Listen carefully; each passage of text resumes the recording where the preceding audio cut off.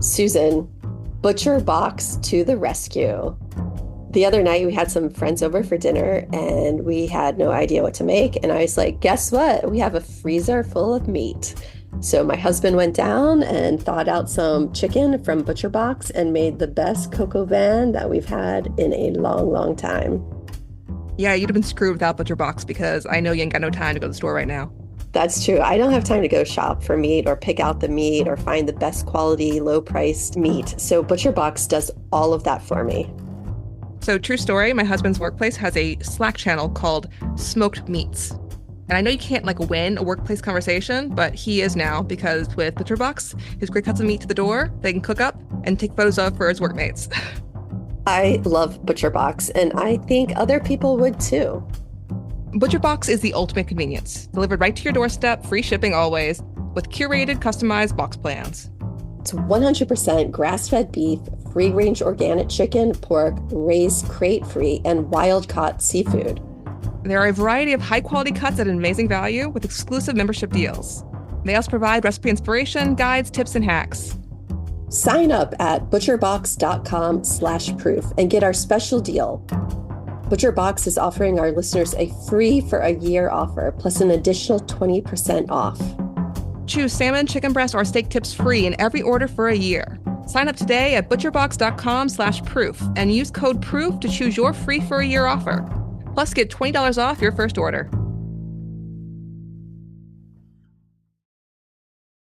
If you're listening to this show, then I'm going to guess you're a fan of true crime podcasts. So in the mornings, grab your favorite mug and pour yourself a dose of spine-tingling true crime every AM with Morning Cup of Murder.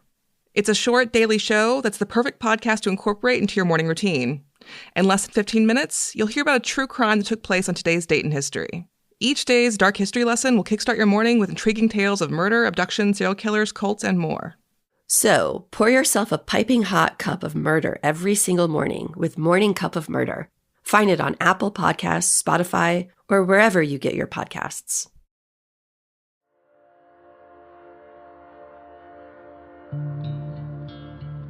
This month marks the 24th year since Renee's friends and family last saw her alive. There's been times where I'm dreaming that she was just away for a while and then she came back. And I'm like, oh my gosh, where have you been? I have missed you. And how do you feel when you wake up from those dreams? I feel good because I feel like she did come back to say hi. It's sad because I know it's not, but it feels real, you know? On one of our early trips to Manteca, Renee's friend Amber took us out to visit her gravesite. I typically don't get sad out here. Out here is peaceful to me. We come out here to think about her, but this isn't where she's at. A smiling photo of Renee is etched on her headstone above her birthday, April 17th, 1982. A couple weeks ago would have been Renee's 42nd birthday. Her date of death is listed as June 5th, 2000, even though we know that's not the day she died. It's June 5th was just the day they found her, which has always kind of made me a little sad that they don't really even know. Usually it was a group of us girls that come out here. When we first came out here, you would always see a little bluebird. It would just linger while we were here, this little tiny bird. And then if the bird wasn't there, there would be a butterfly. There would be, like, her spirit would come and visit us while we were here. Did that make it easier or harder? It made it easier to know she lingers. For Renee's friends and family, the process of having a podcast reinvestigate this case and re-examine their friend's far too short life and tragic death has not been an easy one. It would have been understandable if Renee's loved ones had not wanted to go through all of that again. But instead, they've welcomed a second chance at finding the truth. We were talking last night We're definitely feeling like she's bringing all of us together right now. I just really felt like that because lately, all of a sudden, we just find each other without trying. So I just feel like there's something good going on here.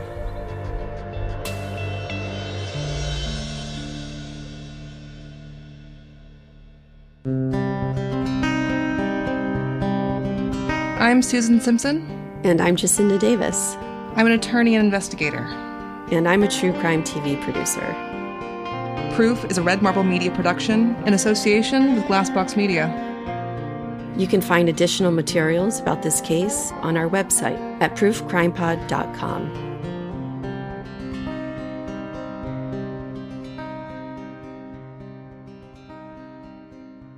You're listening to the final episode of Proof Season 2, Murder at the Warehouse.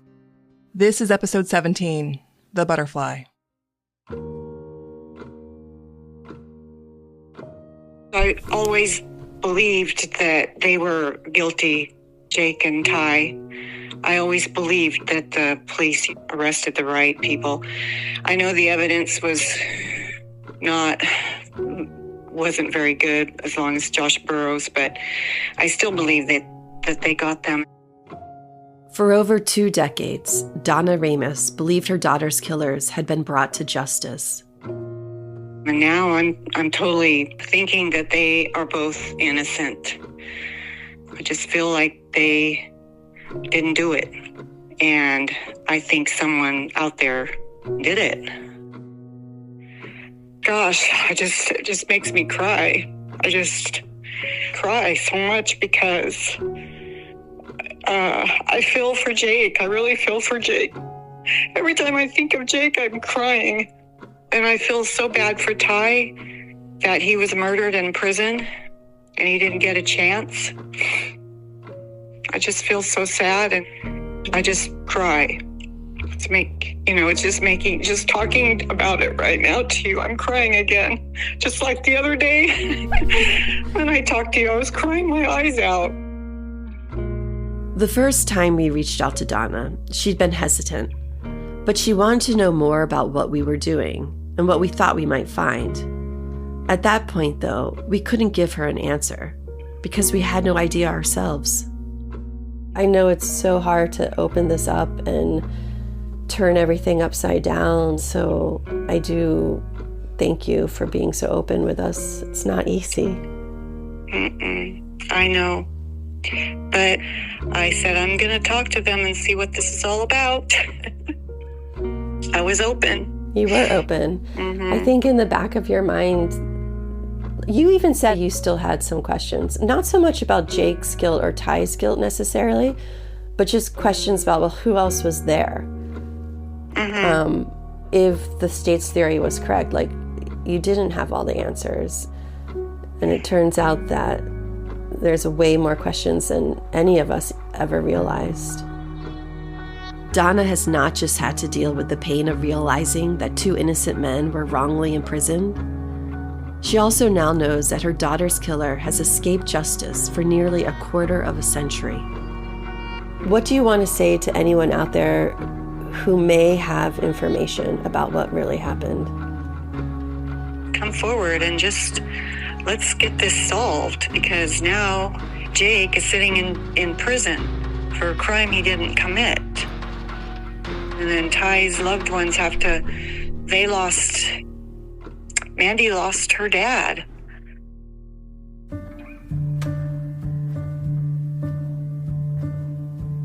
Before Susan and I went to Manteca, before we began working on this podcast, Donna had answers to what happened to her daughter, or at least thought she did. Now she's left only with questions, but she has no regrets about that. Thank you. Thank you to both of you and Kevin. I just want to thank all of you for doing so much work on this. It's just something else. It's amazing. We thank you for being so open and keeping an open mind and going on this journey. And, that That is huge. You've shown such grace and kindness to us, and we can't thank you enough for that. Thank you. Let's not make this all in vain. Let's see if we can get some answers. Mm-hmm. You know, Jake still doesn't have a lawyer or representation, but I hope something good can come from all of this. We've tried to help connect Jake with an attorney who can take his case on. He can't afford to pay for one, obviously, but we were hopeful there might be an organization out there who would consider taking him on pro bono. Were you able to locate or find someone, an attorney, that would be interested? Yeah, we're working on it.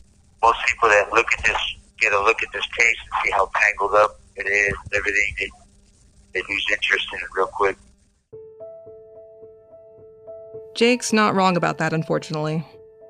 After over a year of trying and failing to find someone interested in taking on Jake's case, I connected with an experienced California attorney to ask for advice and ideas on what to try next. The attorney gave me a cold dose of reality. I don't know of any attorney or Innocence Project that has any bandwidth at all to do this pro bono, and those who would charge, no one could afford. And those you could afford, you'd never want because they would be lying if they claimed they could do it at an affordable price. After everything that's been turned up in our investigation, I believe Jake has a ton of viable challenges to his conviction. But in some ways, that may be working against him. There's just too much that went wrong here. Which you've obviously realized by now if you're listening all the way to episode 17 of a podcast about it. So we are putting the plea out now. If there are any attorneys who are interested in representing Jake Silva, please get in touch. Getting Jake an attorney would bring us one step closer to righting the wrong that's been done to him. But this case isn't closed for Ty's family either. Because even if it can no longer help Ty, finding answers is still important to them. Especially for Ty's daughter, Mandy. I talked to her recently about what it's been like to hear her dad's story finally get told.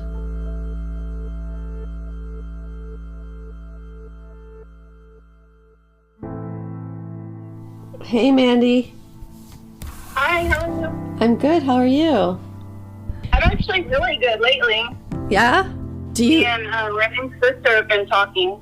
You and who? Renee's sister. It's really nice. That's so great. Weight off my shoulders. Yeah. Oh, that makes me tear up. I'm really, really happy to hear that. I know. I cried when I talked to her. We've been kind of keeping each other a little sane during this thing, giving each other a little bit of comfort. So I just want to know the truth. I do feel like it's closer. You guys found out so much more, brought so much to light. I'm getting excited, but I don't want to get too excited. But I am excited, and I can't help feeling excited. And just because, just because the podcast is ending, we're coming to a close, we're not going to stop investigating. Mandy and the rest of Ty's family want to see Jake's conviction overturned so that he has a chance at freedom. But for both Ty's and Renee's families, getting Jake's case reopened may be the best shot at finally getting justice for Renee and Ty both. Because one of the frustrating things about investigating this case has been the knowledge that the answers we're seeking might have been available all along, sitting on a shelf somewhere in the Manteca Police Department. Possibly in one of those surveillance tapes that were collected from locations around Manteca. We have no idea what those tapes show. We don't even have confirmation from the case file that all those tapes were ever reviewed by someone. I still think they could be important. But since the Manteca Police has declined to produce its records, we just don't know. Nor do we know what else might be there in the police files. That's one reason why, last week, Renee's mother Donna and Ty's daughter Mandy submitted a letter to the Manteca Police Department, seeking reconsideration of their refusal to make those records available. Here's Mandy, reading from a portion of their letter. We write to you jointly because both of our families have known immeasurable loss as a result of the horrific crime committed against Renee and the subsequent convictions of Ty Lopes and Jake Silva. The pain of the families involved in this case have been compounded by the fact that we still do not know the truth of what happened to Renee. The investigative records in this case are vital information that will lead us closer to knowing the truth of what happened. And we are writing to request that the Manteca Police Department make available for independent review all records, recordings, and material related to this case. Should those records ever become available, we will be back with more episodes. We're also hoping those files contain records that could help forensic experts figure out what happened in this case. My name is Dr. Eric Peters. I'm a forensic pathologist. I am the retired Deputy Chief Medical Examiner for Pima County. You may remember Dr. Peters from Season 1, when we interviewed him about the limited records we had about the death of Brian Bowling. We spoke to him again for this case. And this time, at least, we actually had an autopsy report to give him. Unlike in Brian's case, a medical examiner actually had examined Renee's body. Unfortunately, the medical examiner's conclusions had sometimes been questionable. So the medical examiner testified that she was 8 to 10 weeks pregnant when she died. Well, that's odd, because he indicated that the microscopic tissue was negative for pregnancy. We showed Dr. Peters the testimony from Dr. Cooper, who said in court that he had suspected Renee was pregnant and had later confirmed it by microscopic examination. Okay, that doesn't fit with the autopsy report. You don't have fetus under the microscope, but you do have some reaction of the lining tissue. So it's evidence of a pregnancy, but not evidence of being pregnant because you don't have a fetus. Dr. Peters was able to confirm medically what basic math had already told us. Dr. Cooper's testimony about Renee's pregnancy was wrong. There was evidence she had been pregnant before, but not that she was pregnant when she died. Which means the prosecution's entire theory of this case, that Renee was killed after being lured to a party to celebrate her pregnancy, was based on an error. Dr. Peters did agree, however, with many of Dr. Cooper's other conclusions. For instance, Dr. Peters also concluded that Renee's cause of death was ligature strangulation, and that she had very possibly been strangled with the 3 hemp necklaces she was wearing. But, Dr. Peters said, there was also evidence of something else going on, too.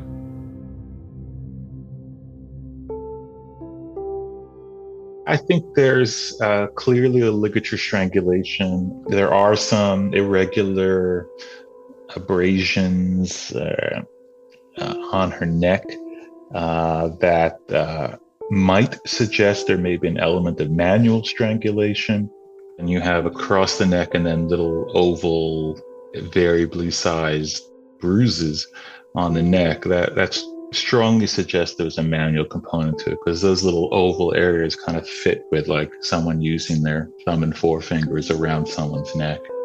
So there may be a component of manual strangulation, but almost certainly ligature strangulation is the cause of death. In other words, although Renee was ultimately killed through strangulation by ligature, potentially her necklaces, before she was killed, someone also probably had strangled her using their hands.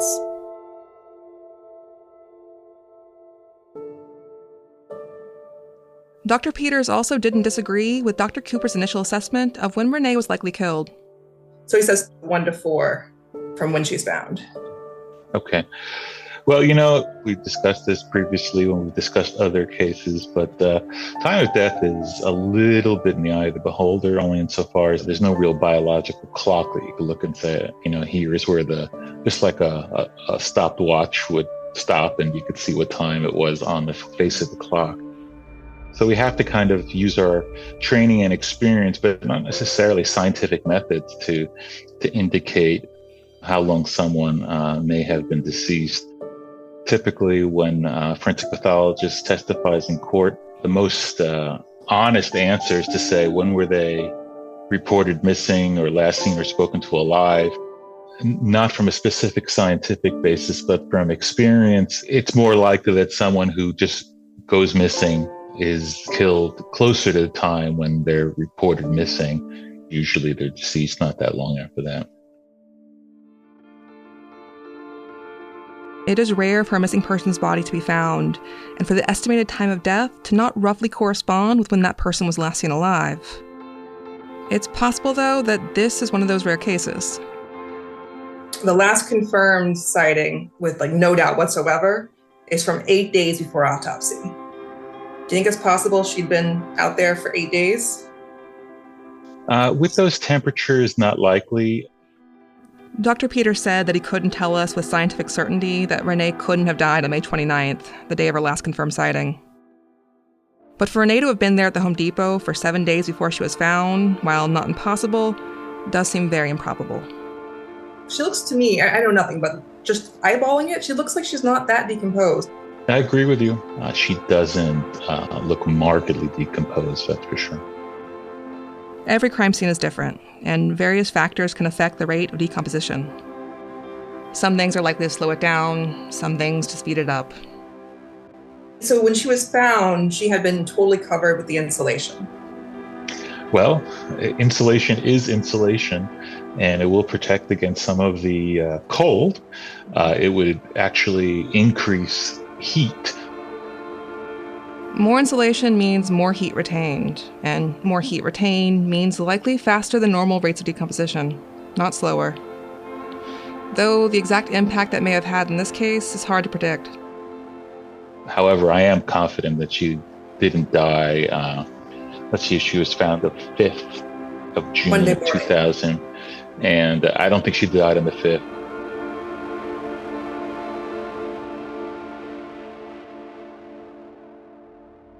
Dr. Peters thinks the initial estimates of Renee's time of death, which would place her murder over the weekend before she was found, seems reasonable based on the forensic evidence we have. It also seems consistent with some of what we found while investigating this case. Like the plumber we spoke to, who'd been working at the Home Depot. He was certain that the pile of insulation Renee was found under had been moved sometime that weekend, after he left work on Friday and before he returned on Monday morning. There was also the security guard we talked to, who was working at the hotel across the street the weekend before Renee was found. Late Friday or early Saturday, he'd heard some kind of disturbance coming from the direction of the Home Depot. He didn't know exactly what he'd heard, but it bothered him enough that he'd called police to check it out. There's also the person we spoke to that we've called the Source, who remembers Tim Fisher and Jamie, the younger sister, acting strangely after returning from a trip out, apparently to the Home Depot. The Source said that he thought this had happened sometime about a day and a half before she was found. There's something else we were told, too, that I couldn't help but think about. It was something Tim Fisher said the first time we talked to him. So part of the problem in this case was that they never decided when the party happened or when she was actually killed. That kid didn't have a night? It was Friday night. No, they didn't know what night it is.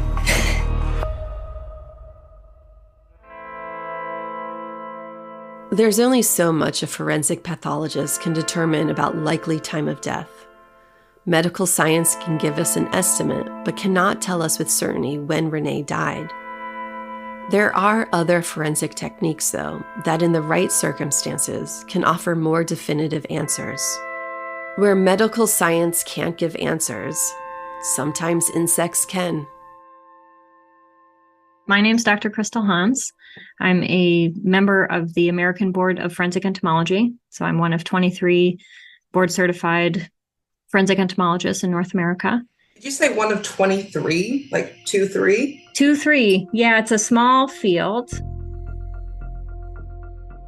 Forensic entomology, just a really simple definition, is the application of insects in an investigation. Most of the cases that I work in are death investigations and using insects as a form of evidence to determine how long the insects have been developing on the remains, and that gives us an estimate of the minimum amount of time that someone has been dead and has been colonized by those insects. At trial, the medical examiner, Dr. Cooper, testified that at autopsy, there had been, quote, some fly larvae present on Renee's body. Which means this was theoretically the kind of case where a forensic entomologist like Dr. Hans could have been invaluable if she'd been consulted, and might have been able to provide answers about Renee's likely time of death. Unfortunately, no forensic entomologists were consulted. And without any specimens from the crime scene available for examination, all Dr. Hans is able to do is provide a rough estimate of time of death based on assumptions and educated guesses about the probable species involved and their possible size. In this case, we know that the larvae present couldn't have been too large because they're small enough to not be visible in the crime scene photos. So if they had been collected, we could look at them under the microscope to determine what life stage they're in. If someone had been at the scene and collected this and preserved it properly, what's the latest or earliest she could have been there? So based on the temperature data that you provided, I just did some quick calculations to figure out potentially how long these could have been developing on the remains. And depending on the stage of insect, she could have been there on June 4th if they were first instars, for them to have been deposited as eggs, hatched out, and started to develop in these temperatures. If the specimens found at the crime scene were all recently hatched and in their first developmental stage, called the first instar, then potentially Renee could have been placed at the Home Depot the day before she was found there. But if the insects found there were larger and more developed, that would push back the likely time of death by several days. For second instar, what is the latest her body could have been placed there? It would have been the 31st. So the range for the second instars is between the 30th and the 31st. Based on what we know about the insect activity at the crime scene, it is possible that Renee died as early as Wednesday, May 31st, or even Tuesday, May 30th, just a day or two after she was last seen at Labor Ready. And actually, that means that Renee could have theoretically been killed as early as the evening of May 29th, the evening of the same day she went missing. And so I noted that there was some discrepancy about timelines. And so one of the things about our insects is, even if the body's sitting out at night, they're not going to colonize it. They're not going to show up at night. They typically are active during the day, and they're laying their eggs during the day. So if there was a question about if she was killed on the 29th, it's possible that those eggs could have been laid on the 30th once the insect showed up and had access to the remains. To summarize what Dr. Hans told us, based on the limited data available and educated guesses about the insect species involved, it's possible Renee's body was placed at the Home Depot as late as Saturday, June 4th, or as early as the evening of May 29th. In short, the possible range of dates for when Renee may have been killed spans almost the entire time period during which Renee was missing.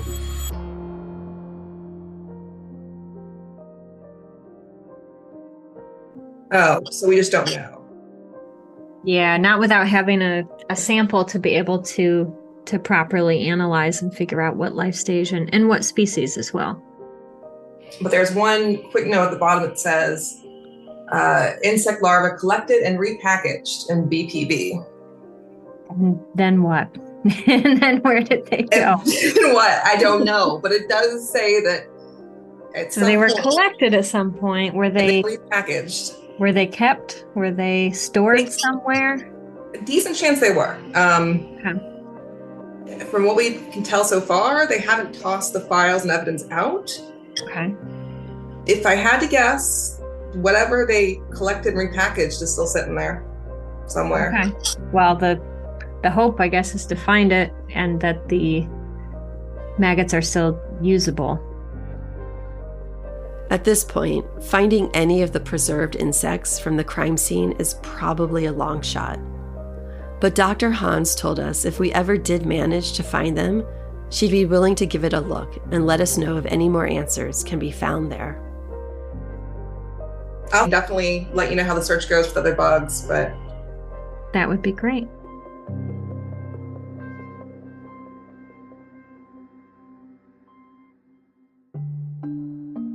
All of this means that, without access to more records and evidence than is currently available to us, forensic evidence cannot give us a more definitive answer as to when Renee died.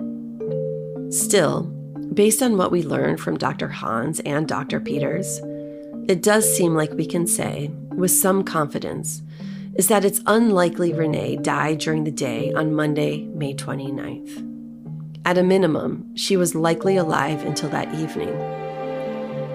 And that's actually pretty important. While that doesn't do much to narrow down the time frames involved, it would indicate that the entire day after Renee walked away from Labor Ready, she was still alive. Whatever happened to her didn't happen then. But if Renee was still alive then, she had to have gone somewhere. So where was she? And who was she with? She was not with Jake. We're certain of that much. Too many people were hanging out with Jake that week for her to have been missed. If she was with him for any length of time, one of the dozens of people he'd been hanging out with would have noticed. So Renee was not with Jake, but she was also not with her friends or family. And at first, this hadn't made any sense to us. If Renee was alive even for just a few days after leaving Labor Ready, she had to have been somewhere with someone. Where was she sleeping? Where was she hanging out? There are only two probable options here. Either Renee died shortly after leaving Labor Ready, or she was still alive and she was hanging out with people who have never been identified. There were times we thought that the former was more likely, that Renee must have been killed shortly after that day at Labor Ready, because how else to explain why no one reported being with her during that time? But as our investigation went on, we began to realize that maybe we had things backwards. Maybe the reason no one called the police to say they'd been with Renee that week wasn't because she hadn't been hanging out with anyone. Maybe it was just because the people she'd been hanging out with were not the kind of people to call things into the police.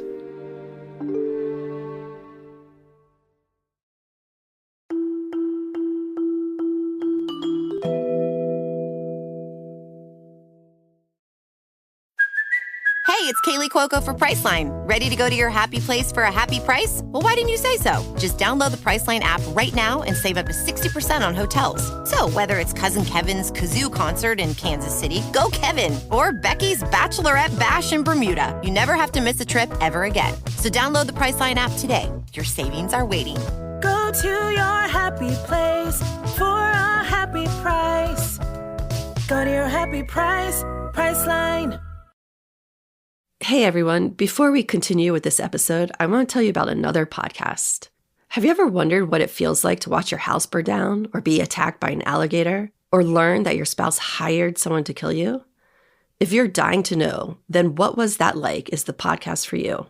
What Was That Like is filled with real stories about the most surreal experiences of people's lives. On the show, host Scott Johnson dives deep with his guests into the unbelievable situations they found themselves in, like animal attacks, plane crashes, winning The Price is Right, and more. The show brings you tons of completely surreal, completely true stories, all told through the lens of the person who actually experienced it. Check out some of these episodes about wild and gripping stories to gain some insight on what it was like to, say, be a professional bridesmaid or lose a leg in a shark attack. Susan, I think you'd be a really good professional bridesmaid. And you'd be really good at losing a leg in a shark attack. Oh, gee, thanks. So if you want to hear some disturbing and inspiring firsthand stories, you need to check out What Was That Like? Every story is thoroughly researched and fact-checked, so you know even the most bizarre tales are someone's reality. Listen to What Was That Like on Apple Podcasts, Spotify, or wherever you get your podcasts. The Coca-Cola Company, Keurig Dr. Pepper, and PepsiCo are bringing consumers more choices with less sugar than ever before. From sparkling, flavored, and bottled waters to zero-sugar sports drinks, teas, and sodas, consumers are taking advantage of these choices. In fact, nearly 60% of beverages sold contain zero sugar. To learn more, visit balanceus.org. We don't know what Renee was thinking that day when she left Labor Ready. But from everything we've learned about her from her friends and family, it seems plausible, at least, that the reason Renee failed to meet back up with Jake that day was not because some outside force had stopped her. It's possible she didn't meet up with him again because she decided not to. You described her as strong-willed. Right, a mind of her own. She was a little strong-willed. Yeah. Like, if she didn't like something, she had a feisty side to her. Renee's friends and family remember her as a bubbly, carefree valley girl, but one who wouldn't back down from something after she made her mind up about it. She was a free spirit with a stubborn streak, and if she didn't like the way something was going, she'd move on to the next thing. Like how when she'd had that job at McDonald's, she'd never actually quit. She just stopped going. I wonder why she quit.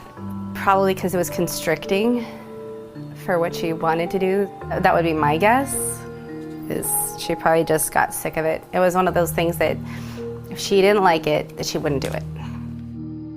Renee's boyfriend, Josh Matthews, who she dated while still in a relationship with Jake, described Renee in similar terms. I mean, she was, a little thing. She was pretty dainty, but well, yeah, she was physically tiny. But if she wanted something, I get the impression she went for it. She did. She was determined that way, yeah. She wasn't just letting stuff drift her around. Not at all. At least not in my perception, she wasn't. From your memories of Renee, was she cautious about things, or if she heard a party was happening, would she just show up? Oh yeah, she'd go in a heartbeat. So to you, it's in character for her to hear there's a party happening and being like, sure, I'll be there. Yeah. Even if she knew only a couple people there or something. Yeah.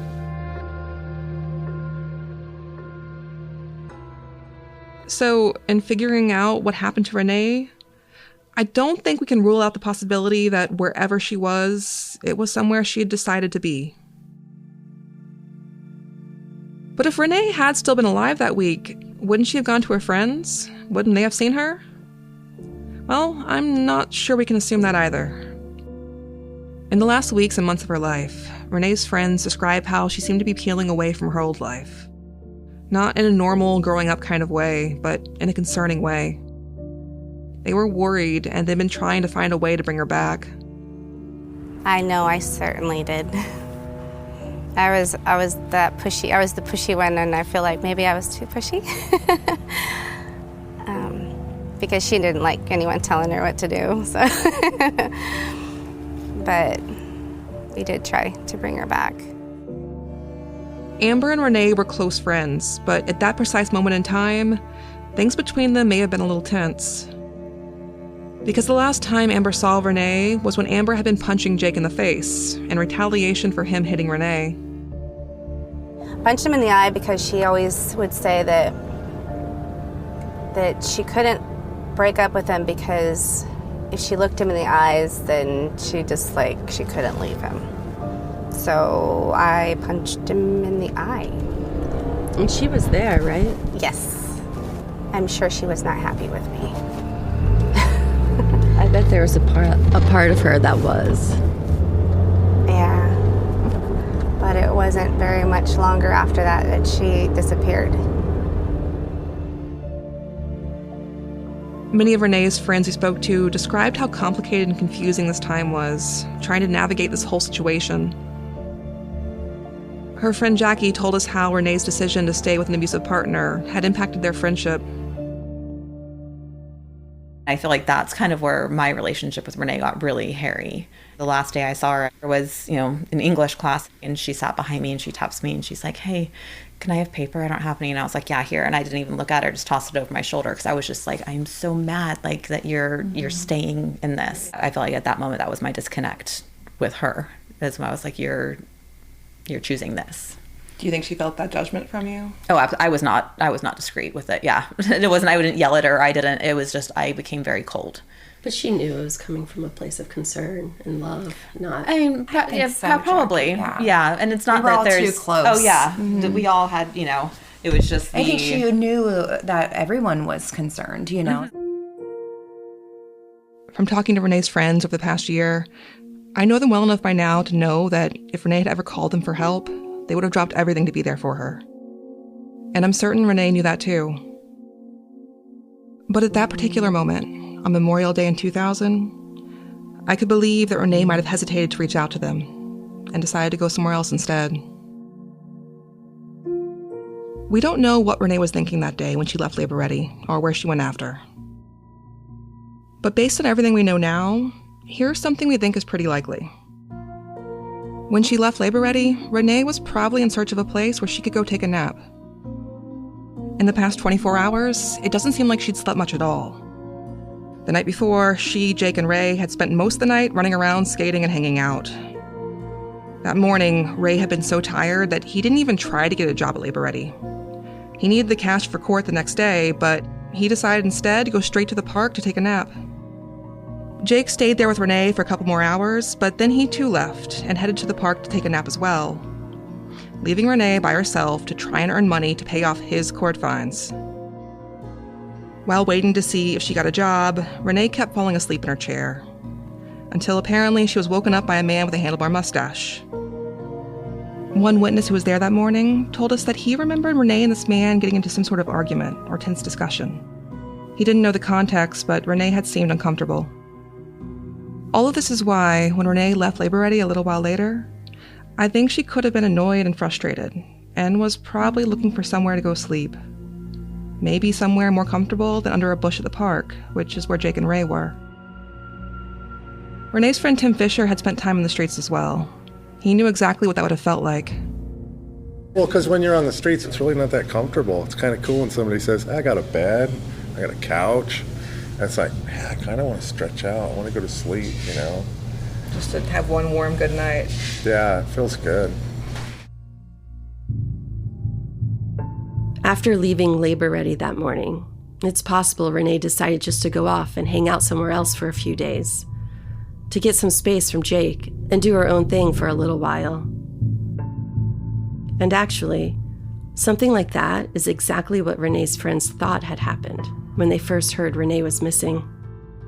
Well, no, like she's got to be somewhere. She's, right. You know, maybe. Well, and it's like maybe they just got in a fight and she just doesn't want to talk to him and she doesn't want to talk to us about it. So she's just cooling down somewhere. Like Dr. Peters said, it's rare for someone to go missing and then to be killed at a later date. But maybe, in this case, Renee wasn't ever really missing at all. Or at least not until shortly before she was found. Did you hear about her being missing before she was found? Renee. Missing? Yeah, because she was missing for a week. You remember that? No. She was missing for a long time before her body was found. Well, I knew that because, like, they didn't kill her and they found her overnight, right? After episode 10 was released, we got a message from one of our listeners.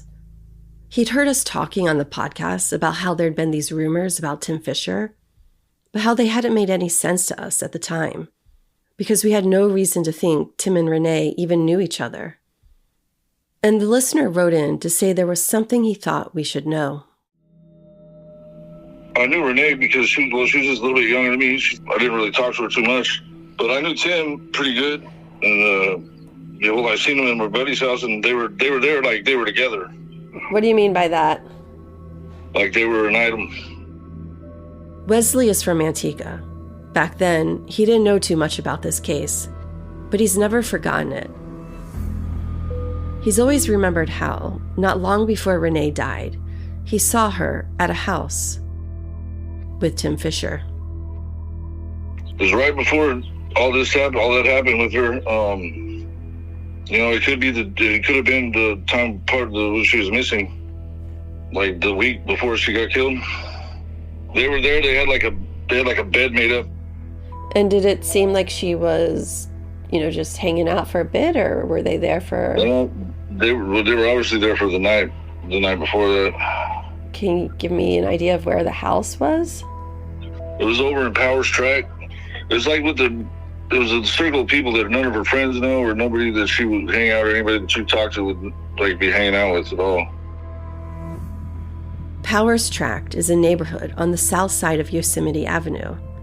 It's over behind the Home Depot, though about half mile away, and separated from it by what was, at the time, a vast and empty dirt field. Wes didn't know the house's address, but from his description of where it was, we thought we recognized it, and our guess turned out to be right. It was a house where, according to database records, Tim Fisher had been residing in 2000. And you see him and this girl. Yeah, him and Renee. Yeah, that was him.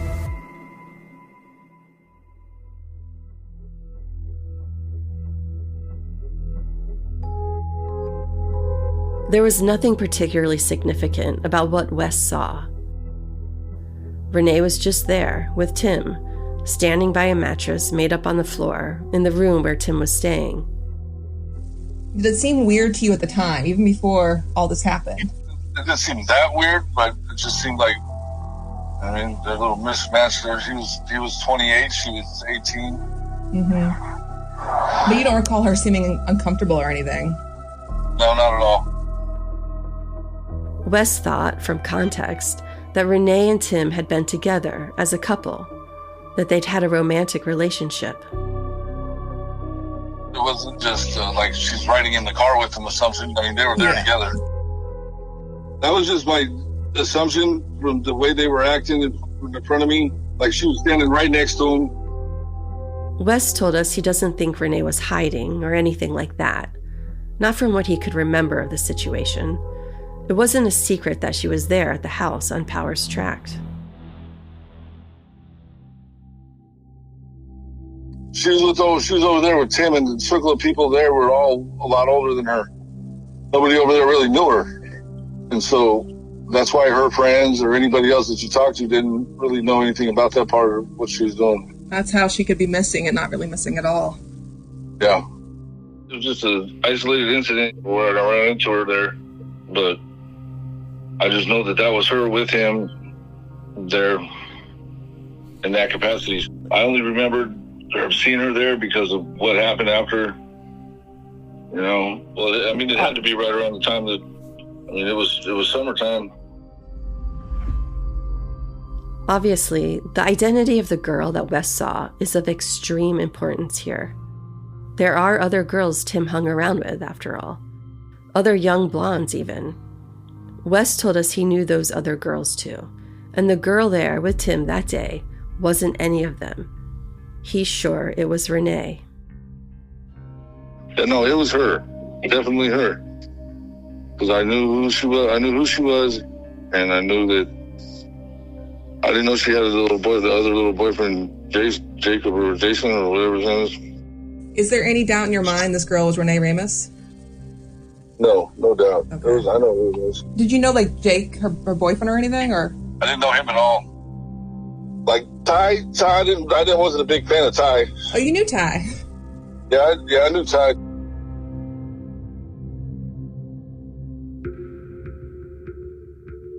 At the time when this all happened, it never occurred to Wes that what he'd seen could have any significance. I mean, I didn't really think too much of it. Everybody said it was the boyfriend and Ty, so. Did you think about Tim? You know, I didn't. At the time. There was a lot of other rumors going around at that time. Wes hadn't known Renee was ever missing. And he hadn't known Tim Fisher had ever been called in as a possible suspect. So he hadn't known what he'd seen could matter. Not until he listened to the podcast, anyway. Wes told us that others at the house would have seen Renee and Tim together, but he doesn't know if any of them would have realized either that what they saw might be significant. Even if they had realized it, though, he said, it doesn't surprise him that no one came forward to tell the police about it. Yeah, you got to take into account that all these people were on drugs. So cops and talking is like they're not trying to do it.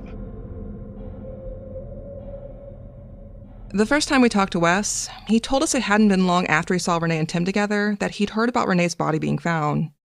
But he wasn't sure exactly how close in time these two events had been. It could have been a week. It could have been, but I feel like it's relevant, you know what I mean? Because that changes everything. The dynamic between those two. People can be really bad about remembering dates. And there were a lot of people in this case who told police they'd seen Renee sometime during that week after Labor Ready, and turned out to have been wrong about that. They had actually seen her the week before, and mistakenly thought it happened later. So Wes could definitely be wrong about when this happened. It's possible the time he saw Renee and Tim together was sometime before she apparently went missing. Sometime before that trip to Labor Ready. But regardless of the exact timing, Wes's memory here is still significant. If he's right, that would show that Tim and Renee had a relationship beyond what Tim has admitted. And also, there aren't a ton of possibilities for when this could have occurred. It had to have been during some time when Jake and Renee were separated, but Renee and Jake were usually together. Except for the week after that trip to Labor Ready. They weren't together then. After my first phone call with Wes, he'd gone and called the friends he'd been hanging out with back then to find out what they remembered. The next day, Wes called back and said he'd found out something else he thought might be important. Yeah, I talked to my buddy, and what he did clarify for me was that the next day after I seen her is when Rick Bowling came over to the house and said that girl that was over here was the one that they found at Home Depot. He kind of put me up on a couple things about that, like that I didn't remember, just like that Tim was living there. And Rick had come over, he gave me the timeline, you know what I mean? Wes says that based on what others told him they remember, it was very shortly after Wes says he saw Renee at that house on Powers Tract that Rick Bowling came by the same house and told the people there that he'd found a body at the Home Depot. This is secondhand. He went over there and told the people that were there that. What's his time? So his timeline is like... Could have been a couple days that he came over, but it seemed like the next day. There's someone else we spoke to, too, who remembered Rick Bowling telling him about finding Renee's body. And that's Tim Fisher. Though Tim didn't tell us where this had happened, and at the time, we didn't know to ask. Fun come up, dude, I found Renee. I was like, what? Yeah, I'm the one that found her. I was like, oh, fuck, where at? He said, under a pile of debris, dude. I was like, oh my God. He was in shock. He had this look on his face.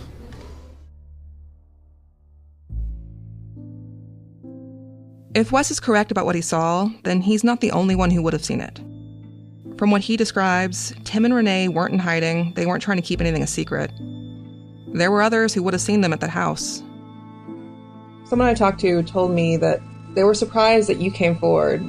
Well, yeah. They thought you were one of the last people who would come forward. Yeah, that's not my MO. I mean, I'm still conflicted about it myself. I mean, I'm not really looking forward to it, but it doesn't matter to me. So why did you come forward? Just because, man, I was listening to the podcast and it's just messed up, you know? And yeah, the reason I called in is because I wasn't sure if you guys were making that connection there. Like that she used to hang out with him. Not like that.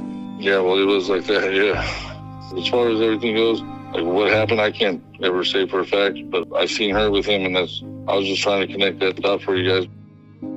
How does it make you feel that other people won't come forward to share what they know?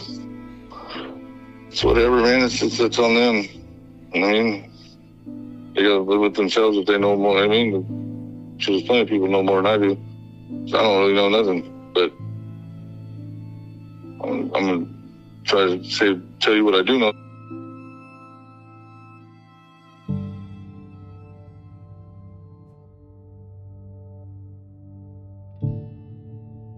A few months back, we'd reached out to Tim Fisher, but he told us he wasn't interested in talking to us anymore.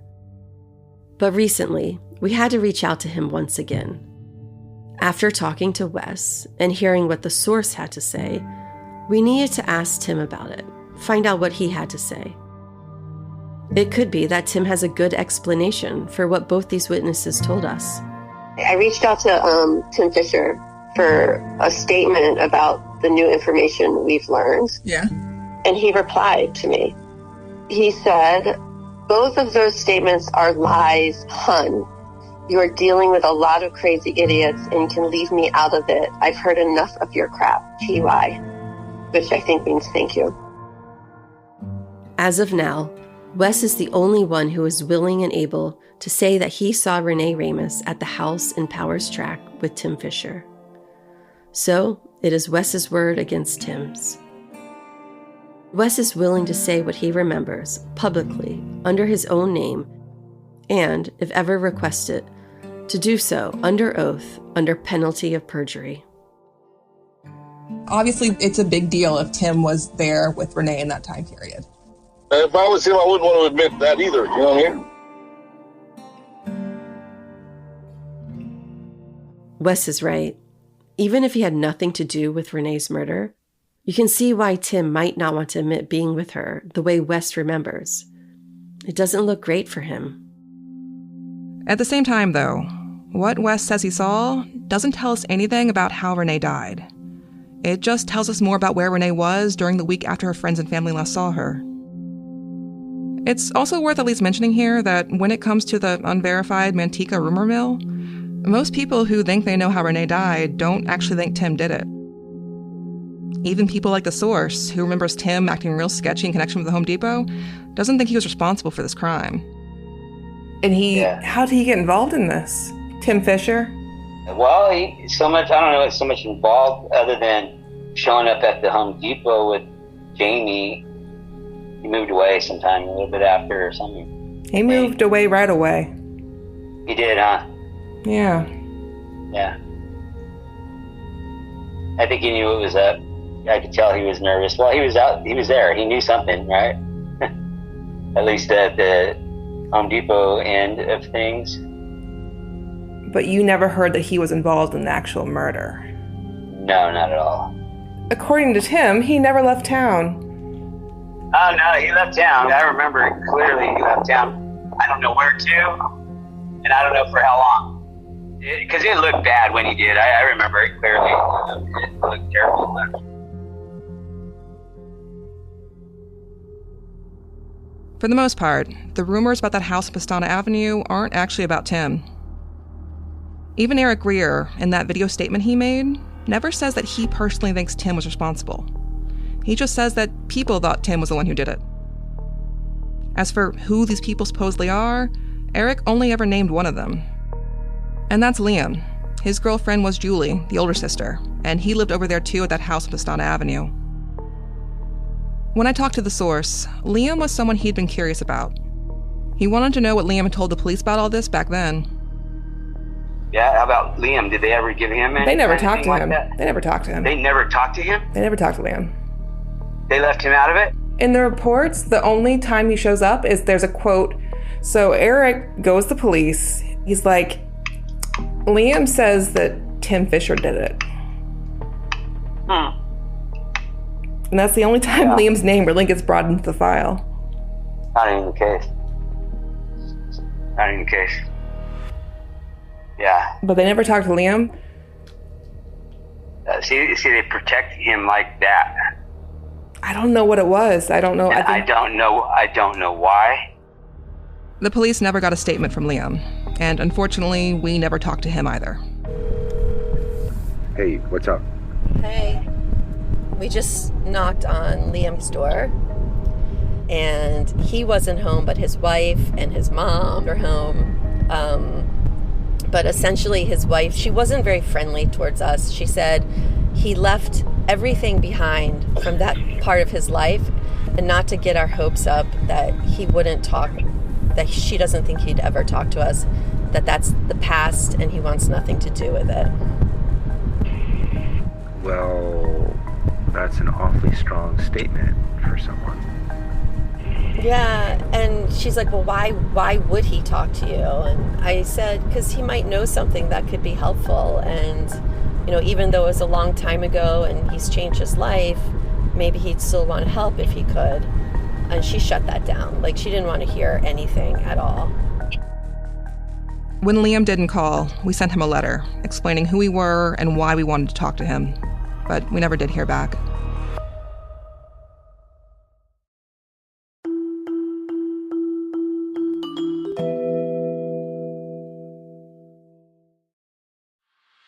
Do you want to know what it's like to hang out with MS-13 in El Salvador?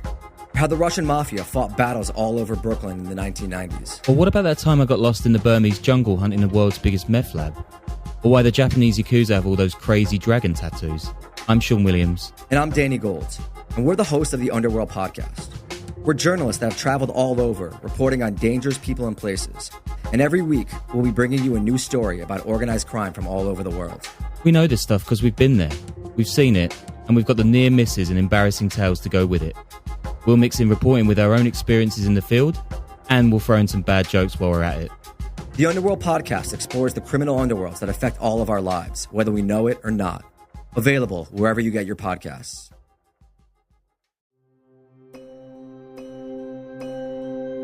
Welcome to the I Can't Sleep podcast with Benjamin Boster. If you're tired of sleepless nights, you'll love the I Can't Sleep podcast. I help quiet your mind by reading random articles from across the web to bore you to sleep with my soothing voice. Each episode provides enough interesting content to hold your attention, and then your mind lets you drift off. Find it wherever you get your podcasts. That's I Can't Sleep with Benjamin Boster.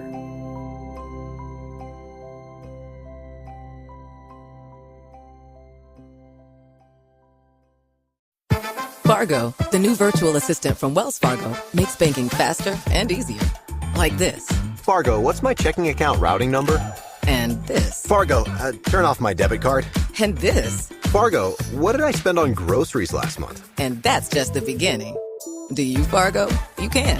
In the Wells Fargo mobile app. Learn more at wellsfargo.com/getfargo. Terms and conditions apply. Your mobile carrier's availability and message and data rates may apply. Wells Fargo Bank, N.A., member FDIC. After Jared Conway's friend Mike told us he no longer remembered who we are due to an untimely stroke seizure he'd suffered, we figured our odds of getting any more information out of him were pretty low. But there was someone else out there we hoped might have information on Conway: the Memphis police. After all, Conway had confessed to killing a woman there, a woman we'd been able to identify as 22-year-old LaToya Lusk, whose last known location before she went missing was Jared Conway's apartment. I'd called the Memphis Cold Case Unit to tell them we had some information for them about one of their unsolved cases. A sergeant called me back and suggested we come down to Memphis to talk to them in person. Okay, we are recording, and we are getting ready to head over to the Memphis Police Department to talk to the homicide team. Yeah, it's funny. It's the only time I think the cops have wanted to talk to me. It's unusual for you, not us. Yeah. We talk to cops all the time. We'd brought our records on Conway to share with the cold case team. In particular, they'd wanted to know if they could have the letter Conway had written to us, confessing to helping dispose of a woman's body after she'd been murdered in Conway's apartment. We were also hoping that the Memphis detectives might be able to tell us more about a previous confession Jared Conway made while in jail in Modesto in 2008. Because we knew Conway had confessed that he had murdered the woman killed in his apartment, but we also believed it was likely he'd been asked about Renee's murder as well. We were hoping Memphis might know what Conway had said about both. But also, we just wanted to figure out how Jared Conway had confessed to murder and gotten away with it. Why was he never charged for killing LaToya Lusk? Hopefully we're going to get an answer to that today. Find out what's really going on. Yeah. There's a lack of communication between Tennessee and California, or someone didn't see the big picture. Yeah, or they could have tried to indict him with only knowing that she was last seen going into his apartment and there was no evidence in his apartment. Or maybe there's something we don't know about what happened in California that made this case not prosecutable in Tennessee. Maybe something California told them made Tennessee think they couldn't actually charge him for LaToya's murder. The interesting thing is, going in to speak to the police, they will learn a lot of information that you two have uncovered that they don't know.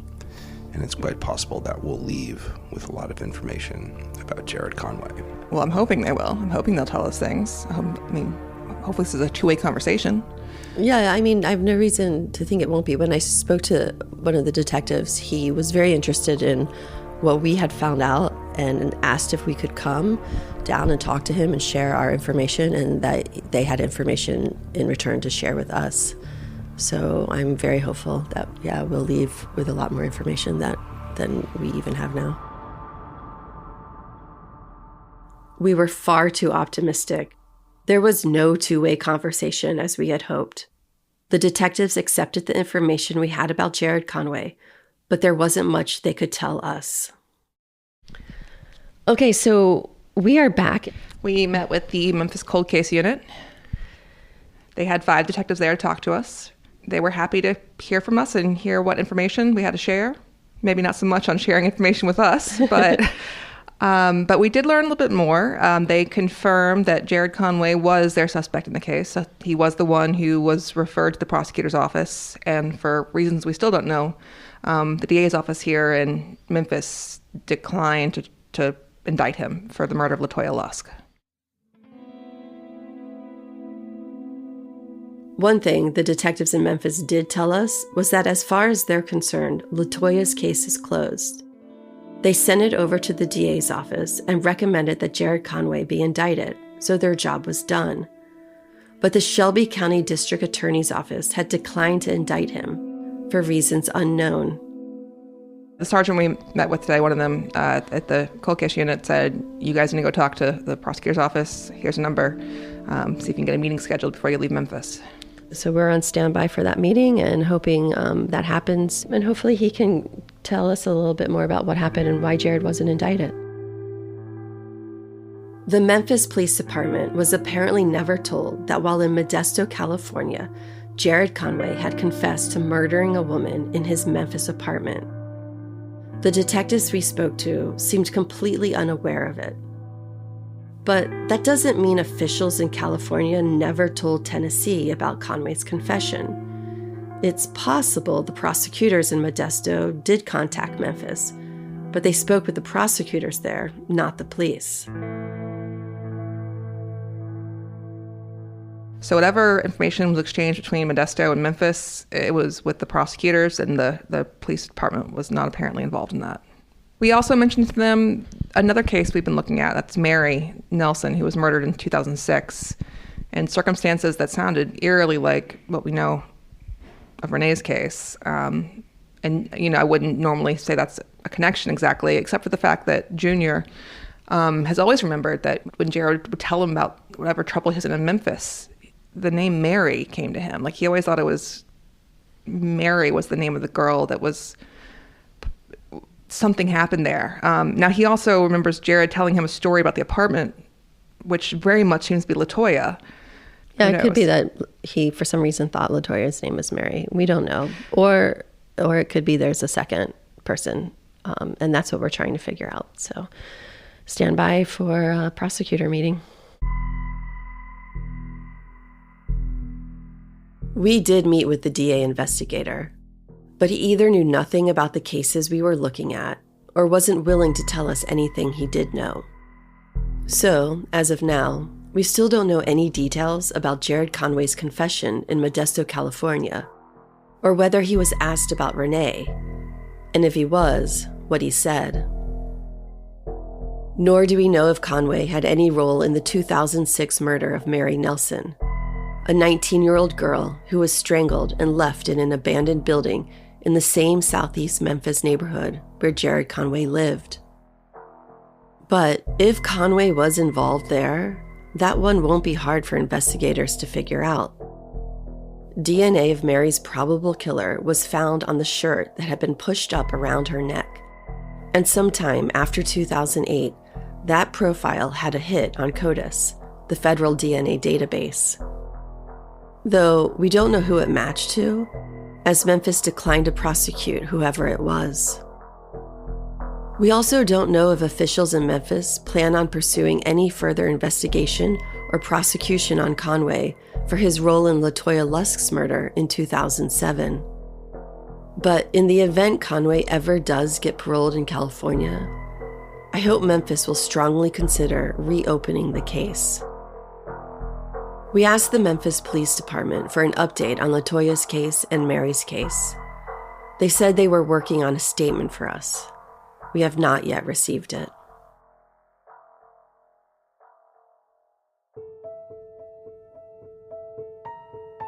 We're still investigating Jared Conway for a few reasons.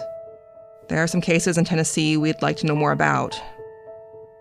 But we're also still interested in what he might have known about Renee's case. And here's one reason for that. It has to do with what Junior said about the time Jared told him, "That's where the bitch was strangled." Because Jared hadn't made this comment about the Home Depot.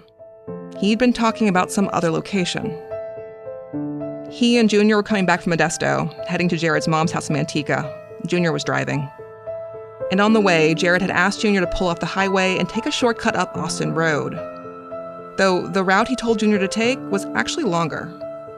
We're coming from Modesto, and then Austin Road is in between Manteca. And he just took me down the shortcut, and then all we did was just come back up on Yosemite. The Austin Road part is confusing. Can you actually see the Home Depot from Austin Road? No, he just told me to take that exit. It was just a longer way to go. and then you can take off some road and it'll run right into Yosemite. The route Jared Conway told his friend to take that day put them up on Yosemite Avenue to the east of the highway. And it took them past the racquetball club, the one the sisters lived behind in that house on Pastana Avenue. Maybe that's a coincidence, and it's just by random chance the time Conway told his friend that's where the bitch was strangled, it was after asking his friend to take a detour that took them past Pastana Avenue. But maybe that's not a coincidence at all. Maybe Jared Conway knows more about Renee than he's admitting. Maybe he has a connection to the sister's house that we don't know about yet. Right now, we just don't know. There are a lot of things in this case we don't know. That's okay, though. We may not have all the answers yet, but I think we will soon. All right, we are at the Stockton Courthouse. I feel like It is 7:30. Why did you make us get up so early? And usually I'm the one who's rolling out of bed at the last minute. Should I circle and see if I can find parking? We'll just walk. We got time. I brought an extra laptop, hoping it helps speed up things, because the VHS and stuff is real time. We were there at the courthouse to make copies of the VHS and cassette tape statements from Josh Bros's interviews. Those tapes had been entered as exhibits at trial. We set up in a quiet conference room and began going through the evidence cart that one of the court clerks wheeled in. There were photographs and diagrams, and then, tucked into some paperwork, there was a little manila envelope that was taped shut. The clerk picked it up, trying to puzzle out what it could be, and said, "Sorry, I don't think this one is going to open." Oh, you know what? You might not be able to tear. Oh, don't touch it, don't touch it. Yeah. Oh, they have the hair still here. They didn't test it then. In 2016. It's still sitting here in the file. It was not sent to the lab. One hair from the area of insulation. Number 3. That's the one with the root still on it. Heck yeah. I do not want to touch that.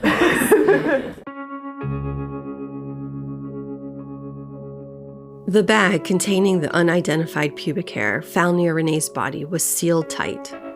We definitely left it that way. And just behind it was a second small manila envelope. This one contained hair number 4A, a possible body hair found near Renee's body, and once had a tiny piece of skin still attached to it. Jake's attorney had requested these hairs be tested back in 2016, but at the time, they couldn't be found. We now knew why. Turns out they'd been here at the courthouse all along. They'd never really been lost at all. The chain of custody forms just hadn't been correctly updated. But it wasn't just those hairs that were at the courthouse. We found Renee's bra and underwear next, still sealed in plastic. And there was more behind it. Oh, it's the shirt. The jeans. Looks like blood under It does. It's a little bit of blood. Did you get good pictures of all of this? I did. Renee's red Limp Bizkit shirt and lace-up front jeans still look pretty much exactly the same as they had in 2000. The items of clothing were all carefully preserved, sealed in plastic, and packed into an evidence cart. Oh, there's one more. Oh, it's Susan. What? Inside a Ziploc bag were 3 hemp necklaces. 2 had shiny metal beads woven into the hemp, while the third was more colorful. It had a large blue bead at the center, with a brightly colored butterfly drawn on it. These weren't just Renee's necklaces, though. These were the probable murder weapons, and they were our best hope of finding who killed Renee. They were thought to be lost, but now here they were, safe and secure, zipped inside a little plastic sandwich bag. And we had every reason to hope that the killer's skin cells were sealed inside there with them. I don't know why those necklaces or any other items from her were never tested for DNA. I don't understand. I've never understood. Here's the good news. They're still there. They're sealed up. And honestly, you wouldn't have wanted them to be tested sooner because the technology wasn't where it needed to be. Exactly. Right on. I was just thinking that. You just said it. I was thinking that. So, I mean, honestly, it could be for the best that they have not been tested before now. Jake was excited, but also somewhat confused.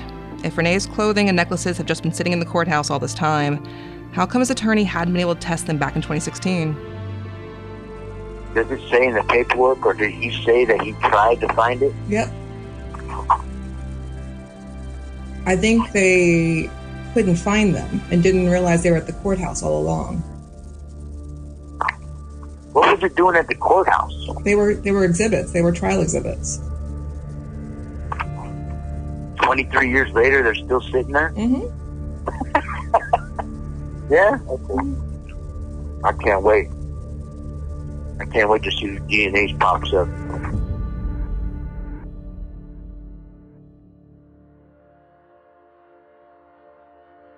We will know the truth of what happened to Renee. I believe that. One day, anyway. It'll take some time, but it can be done.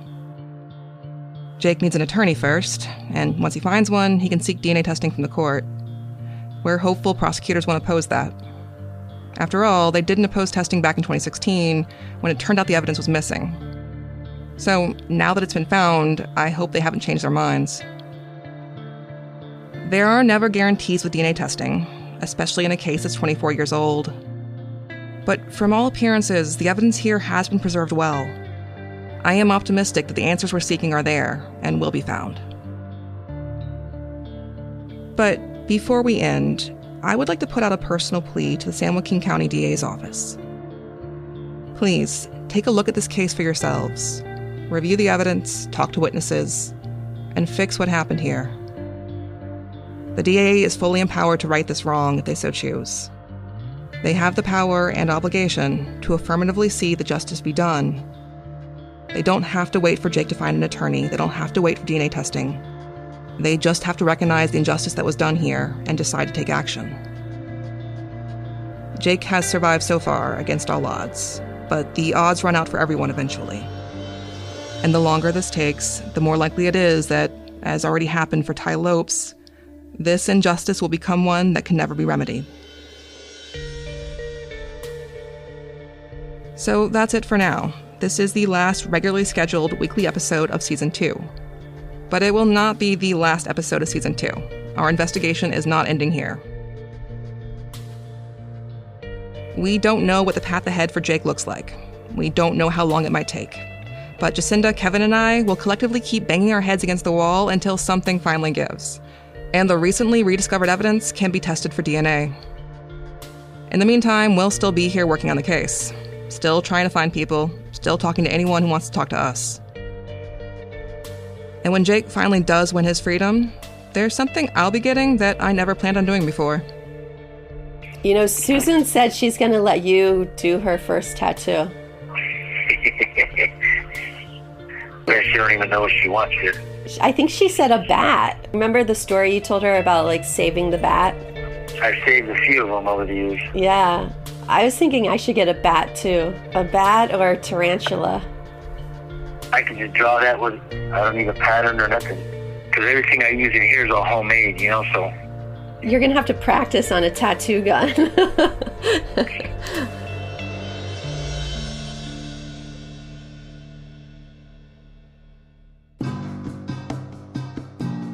Proof is produced by Red Marble Media in association with Glassbox Media.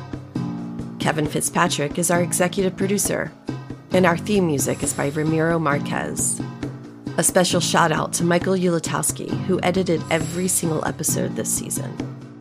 Additional audio production for this episode was provided by Steve Rentas.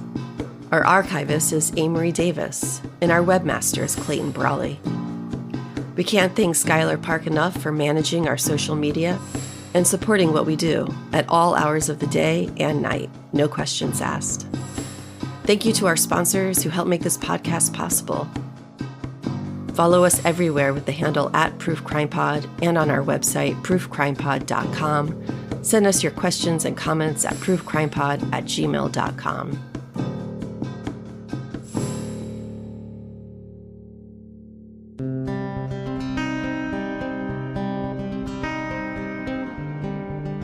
And we'd like to take a little time to thank some people who helped make this season of Proof happen. First, to all of Renee's friends and family who went on this journey with us and trusted us to look into this case no matter where it led us. Thank you. And to Jake Silva, who for 24 years has been holding on to hope that someday someone would take a look at this case. Thanks, Jake, for trusting us to do that. To Ty Lopes' family, especially Mandy, who has always wanted to know the truth. To Kat for bringing us this case, and to Joey for keeping it alive for all these years. And to all the witnesses who spoke to us, no matter the risk. We thank all of you. And thanks to Amber, who helped us figure out the expression is actually frying balls, although I think some of our listeners disagree about that. And to Renee S., she knows why. Shout out to all the bartenders in Manteca for keeping us sane, and to Kevin for paying our tab. And to Ted and his sister, glad we ran into you guys. Sorry I bumped your song. And to the staff at the Holiday Inn Manteca, thanks for being so accommodating.